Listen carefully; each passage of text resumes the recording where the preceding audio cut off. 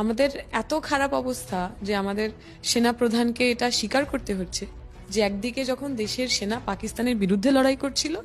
সেই একই সঙ্গে দেশের সেনাকে দেশের মধ্যে যে ফেক নিউজ সার্কুলেশন হচ্ছে,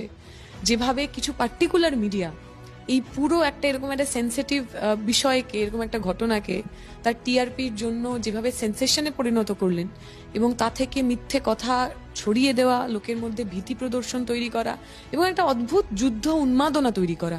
এই সমস্তটা তৈরি করার মধ্যে দিয়ে আমার গণতন্ত্রের অন্যতম একটা যে স্তম্ভ ছিল, তার যে ভূমিকা ছিল, সেটা একেবারেই শেষের পর্যায়ে পৌঁছেছে। তাই এই মুহূর্তে দাঁড়িয়ে 2026 সাল এবং ইন জেনারেল পরবর্তী নির্বাচনের জন্য আমার মনে হয় আমাদের সবচেয়ে বড়, সবচেয়ে ইম্পর্টেন্ট এজেন্ডা হওয়া উচিত দ্য রিস্টোরেশন অফ ডেমোক্রেসি, গণতন্ত্রের পুনরুদ্ধার, এবং একই সঙ্গে যে ইস্যু নিয়ে আমরা